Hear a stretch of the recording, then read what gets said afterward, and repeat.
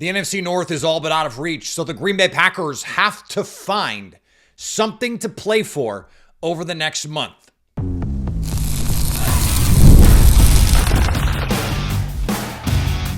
You are Locked On Packers, your daily Green Bay Packers podcast. Part of the Locked On Podcast Network, your team every day.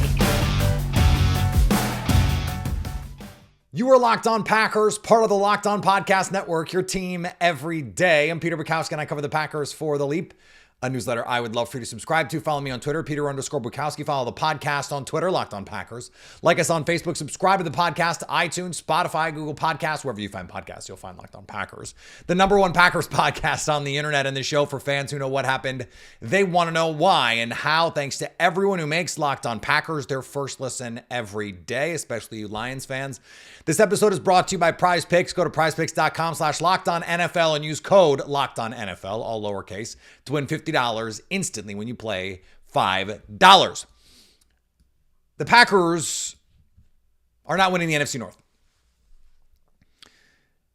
And after that, their magic number to get into the playoffs is probably 1. If they go 10-7, that's probably going to be good enough to get them into the postseason. Now, the 49ers win, the Rams win, and so they're certainly making this interesting, and that's good for the Packers in this way.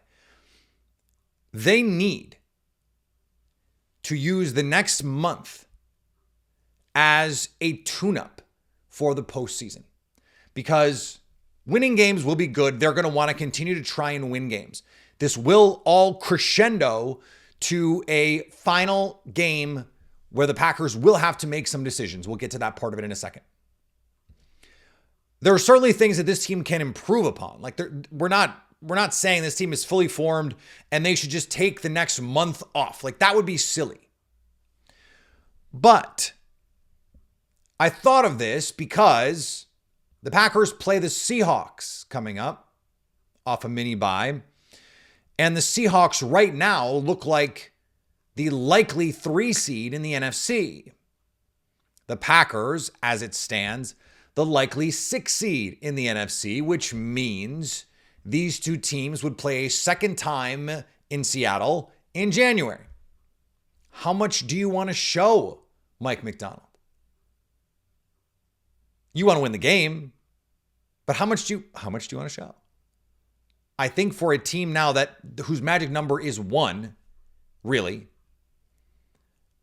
that's a valid question for us to ask. They're not going to ask it.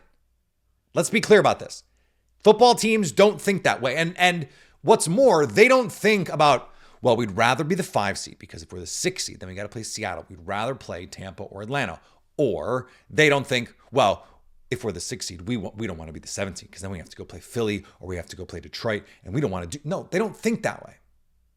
They're not gaming out the matchups. We are. And maybe behind the scenes, they're looking at it and they're seeing, but you don't want them going, well, we don't want to play the Eagles. We don't want to play Detroit. Yes, in a perfect world, if they're going to be in the wild card, they're the 5 so that the Eagles have to play a game before you play them, potentially, or one of the other teams wins their game and maybe you don't have to play them at all. Now, in that case, who knows what could happen. But that would be the ideal, right? The ideal is the 5 at this point. But you're fine at the 6. And 7 is certainly suboptimal. But if you're going to have to beat the Eagles anyway, who cares? Like if you're the 7 and you got to play the Eagles and Detroit in a row, what does it matter if you play the Eagles, Detroit, and then Minnesota as opposed to, I'm just making things up, as opposed to the Falcons and then the Eagles and then Detroit? There's not really a difference there, right? And so in a lot of ways, teams are right to go, it doesn't really matter to us. But the reason I think this is important, because again, they're not going to hide anything from Seattle. This is not one of those meaningless week 18 games and then you're going to play in the wild card game. That's not what this is. And by the way, a couple years ago, well, I guess it's a long time ago now, 2015, the Packers played in Arizona. They got absolutely dog walked and then almost went into Arizona a week later and nearly won, or 2 weeks later, whatever it was. That was the Jeff Janis Hail Mary game. So stranger things have certainly happened. And that was supposed to be a game where like Arizona didn't care and they still absolutely beat the brakes off the Packers. And so like, I'm not worried about that part of it. But there are things that I think the Packers could experiment with. And we're going to get into the linebacker play in a second because I think this is a big problem. But why not experiment with someone like Keaton Oladapo? Or why not experiment? I don't know why I keep saying experiment. Experiment, like it's gum, with a 3 safety look with Zane Anderson, who I thought acquitted himself nicely against the Detroit Lions. You have a problem with your middle field defense.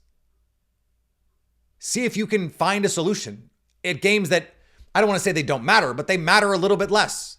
Mess around. Play a little bit more man coverage. See what happens. Try some things.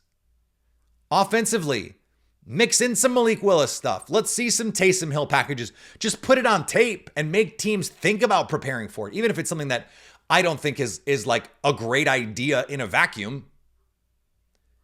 Making teams have to prepare for it in the postseason and at the end of the year, that's good. You now have an extended preseason is being uncharitable because you still want to be playing your best. But when you have some problems, try and find some solutions in a lower stakes way than you might otherwise. And you get to incorporate some things, put some new things on tape that maybe you hadn't shown before. I think this next month, like I don't have any worries about the Packers playing their best in the postseason. We saw them last year, this same team plus some new guys who I expect to show up, guys like Xavier McKinney, Javon Bullard. We'll see what the injury situation is with him. There was a report that he left the game on Thursday in a boot. MRIs to confirm severity. TBD on the situation there. I would expect we'll get the non-update update from Matt LaFleur later today. That's just, standard practice at this point. But this is a team that has some things that they can do. You bring Marshawn Lloyd back. Experiment with that. You can play Jordan Morgan. You can see, hey, Sean Ryan, can you play center? Maybe. Like Josh Myers did not play well at all against Detroit. Elton Jenkins, you want to try? You want to see what's good here? Is it worth messing with your chemistry to do that? I don't know, but I'm just throwing out ideas. I don't get paid to coach. But you do have some things that you can mess around with. And I'd like to see the Packers do that.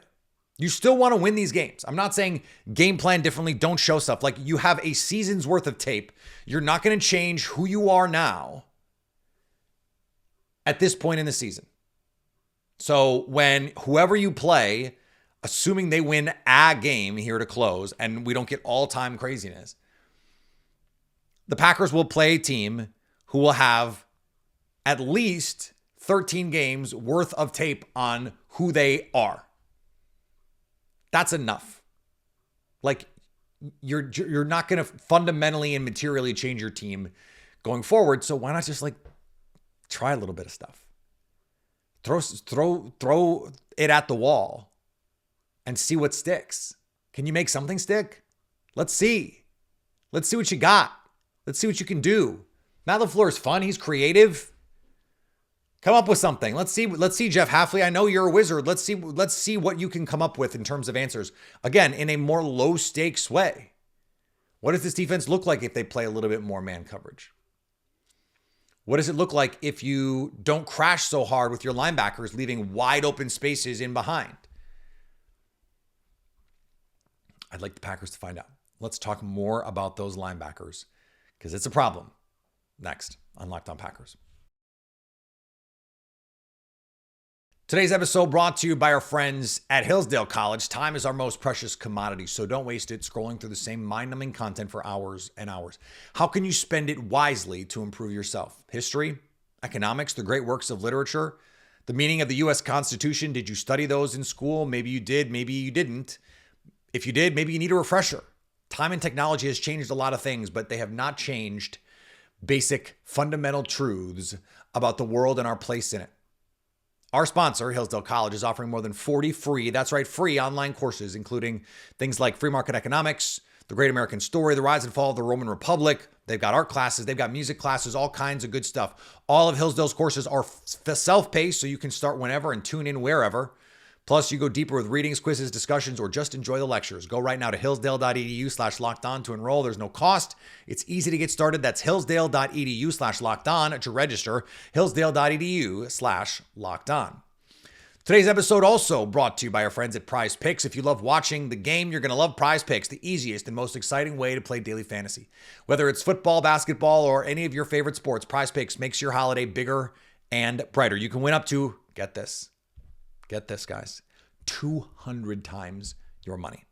Plus, this holiday season, they're giving away $30+ million in rewards during Picks Miss and offering 2 free picks in December. And when your picks hit, Prize Picks makes it easy to cash out. You get your money in as fast as 15 minutes. So download the Prize Picks app today and use code LOCKEDONNFL to get $50 instantly after you play your first $5 lineup. That's $50 instantly when you play just $5. Prize Picks, run your game. Over the last 2 weeks, when quarterbacks have targeted Isaiah McDuffie, when he's been the nearest defender, the combination of Jared Goff and Tua Tagovailoa are 20 of 23. 20 of 23 for 209 yards and 2 touchdowns. Over the last 2 weeks, each of them had a passer rating over 130 when targeting McDuffie. And I'm not here to just single out McDuffie because I didn't think Eric Wilson played well. I didn't think Quay Walker played as well last week as he had in the previous 2 weeks. But when you look at the Jared Goff passing chart and you look at the Tua passing chart, now that was partially by design with Tua. Nothing deep. They put a lid on it, too high shell. You want to throw 10-yard passes in the middle of the field all game, go nuts.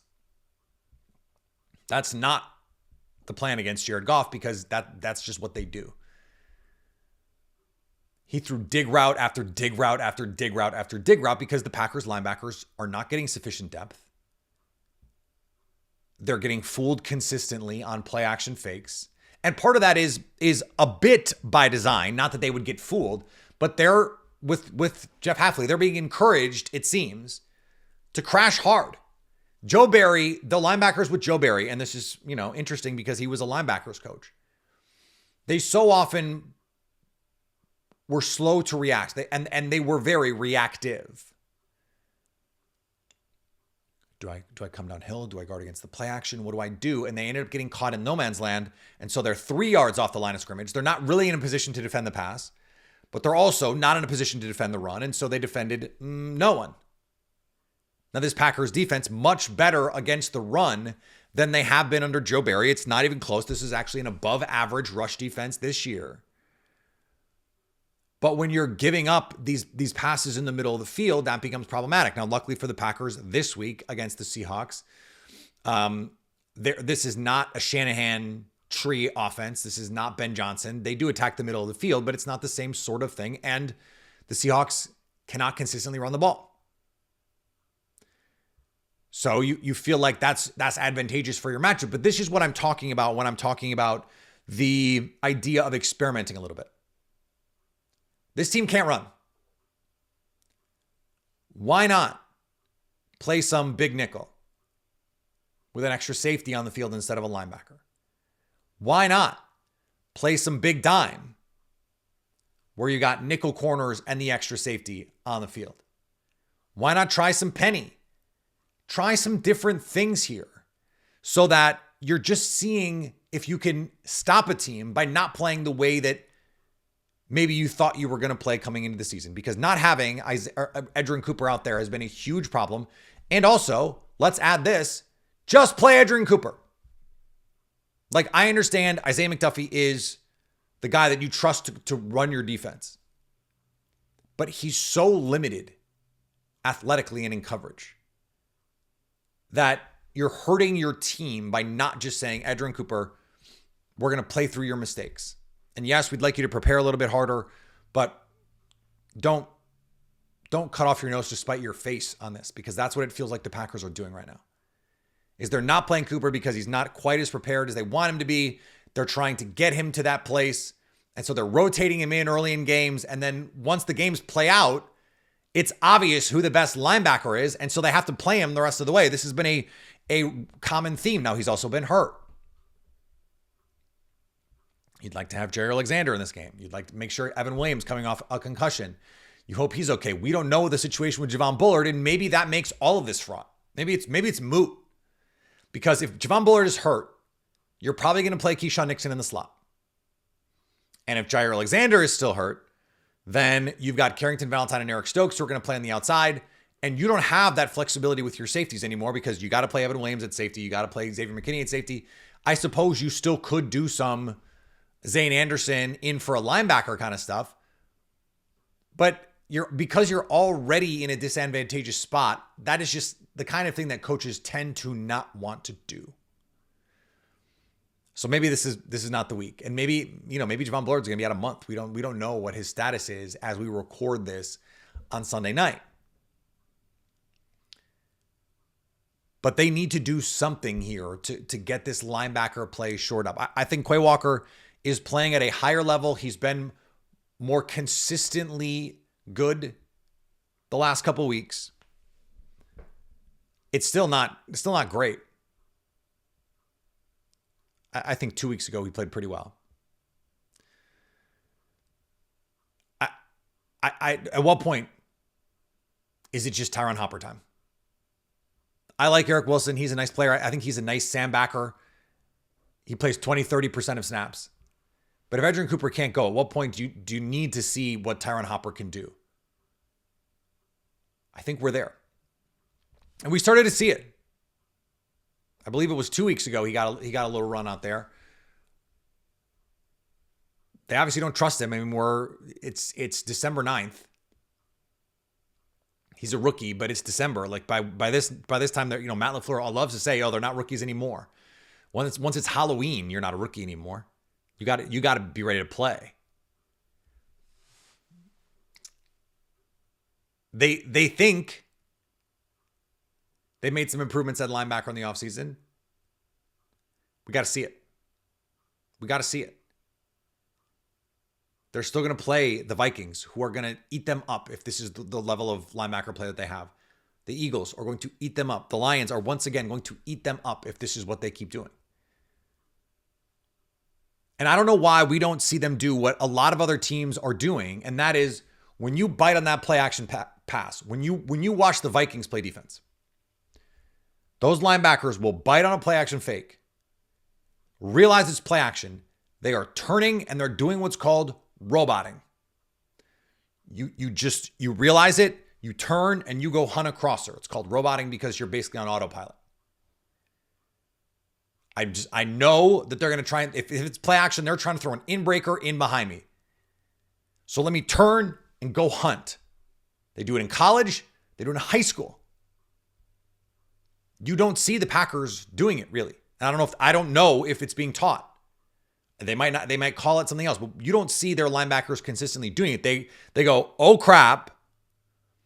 And they try and get into their pedal versus turning and running, turning and hauling ass to try and get underneath the passing lane, and you get lucky.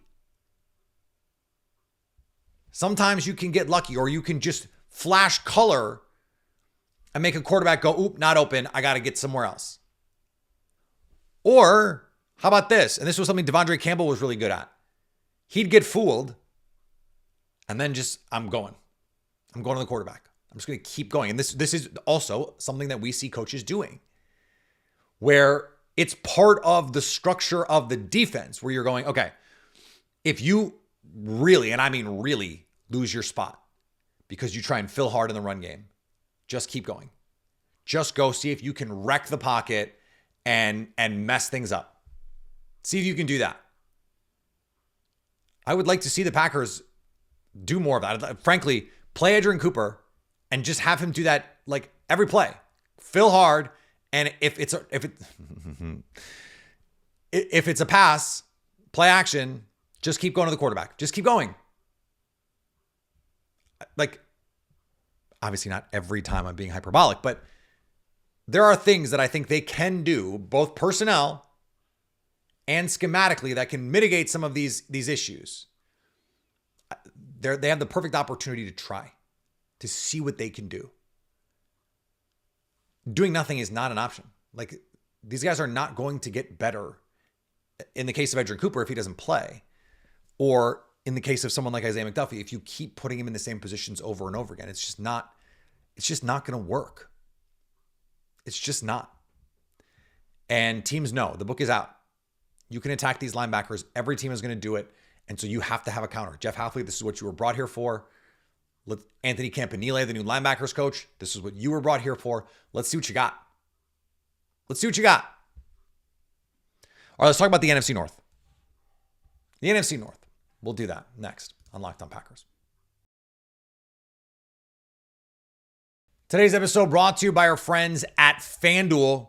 Tackle all the NFL action with FanDuel, America's #1 sportsbook, because right now new customers can bet $5 and get $150 in bonus bets if you win. The FanDuel Sportsbook app gives you everything you need to place live bets on the NFL all in one place. So when you get a hunch in the middle of the game, you can check out the latest stats, view live play-by-play, and so much more on the same place where you place your bets. Just visit FanDuel.com to join today. You'll get started with $150 in bonus bets if you win your first $5 bet. The Packers open as 2.5-point favorites on the road after the Seahawks just beat the Cardinals. They're in pole position in the NFC West. Packers minus 142 favorites on the money line. 47.5 is the over-under. I like the over. If you like something, never waste a hunch and make every moment more with FanDuel, an official sportsbook partner of the NFL. So here's what happened. The Lions won on Thursday. I don't know if you guys heard that. And shout out to all the Lions fans who stopped by and let me know how they felt about my takes on the post-game show and who have flooded my mentions since then. The Vikings won. They won the Kirk Cousins grudge match. Not too big a surprise. The Falcons are not a good team. It was interesting that Vikings fans, I picked the wrong ornery fan base, were so annoyed that I was talking about their team last week when they were playing and the Packers weren't. And then this week, I didn't say anything about them. And they're mad about that too. Just thought that was interesting.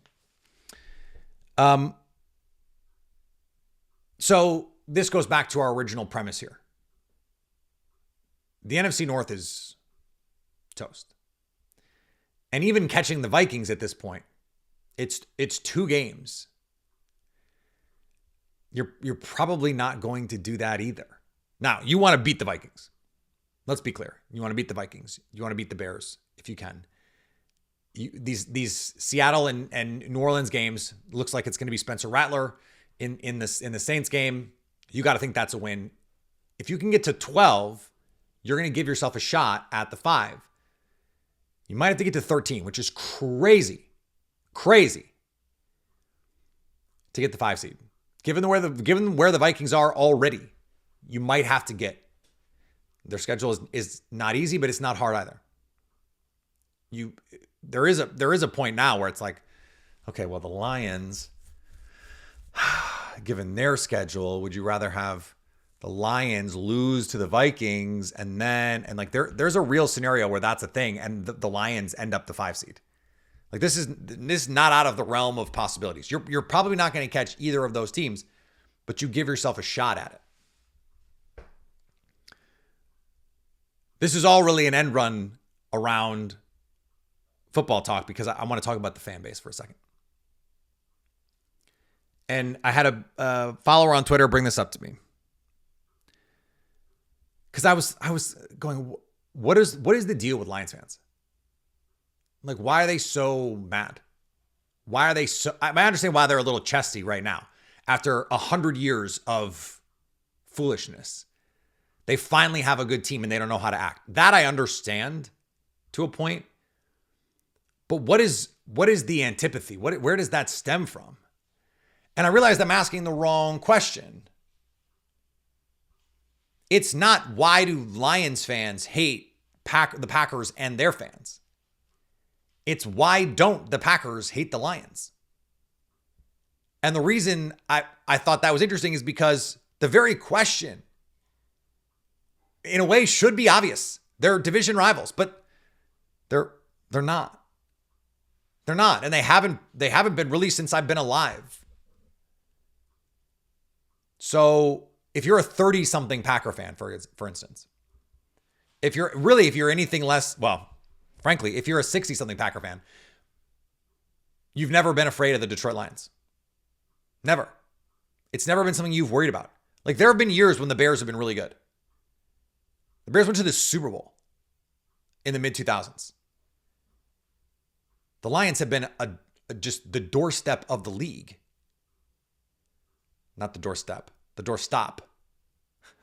The doorknob of the league for basically their entire existence. Like, even when they had Barry Sanders, one of the greatest players to ever walk this earth, even when they had Calvin Johnson, one of the greatest players to ever walk this earth, they were like lucky to win 9 games. Jay Sternberger weighed in on this. He said it was to the point that it was really a trap game because the Lions were so bad.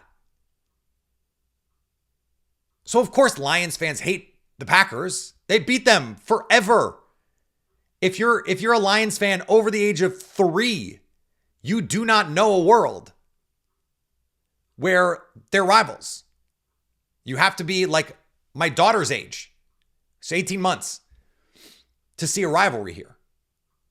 But guess who has that anger? Guess who has that resentment? Lions fans. That's why now they're so riled up. They're so worked up. It's finally a rivalry. And they want it to be. This was the great point made on Twitter to me. They want Packer fans to hate the Lions the way that Lions fans hate the Packers. And Packer fans just don't. They just don't. And maybe part of that is like, this is a likable Lions team, I suppose.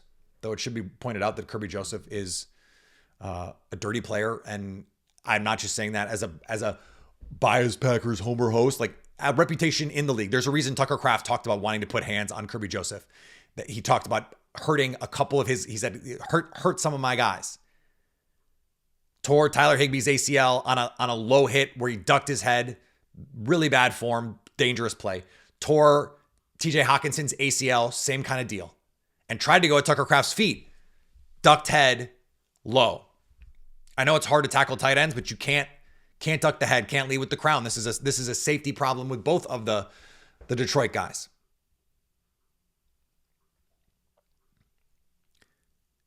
Lions fans want Packer fans to hate them as much as they hate the Packers. And Green Bay just doesn't. Now, maybe that changes. But it took, like, if you ranked the rivals, like Packers, Bears, always, forever. That'll be a thing. Packers, Vikings, like, this is going back to Warren Moon and Chris Carter. Like, this is the 90s. Since the 90s, that's been a real back and forth rivalry. I think if you're a Packer fan of a certain age, mid-30s and up, really, you view the Cowboys that way because in the 90s, when Brett Favre was coming up, you could not topple that mountain. It felt like they had to go to Dallas every year. They could never win. And then lately it's the 49ers, but the 49ers, it's been since 2012. They've been beating the Packers in the playoffs. That's 12 years of scar tissue. That's 12 years of playoff failure. That's 12 years. That's different coaching staffs, different quarterbacks.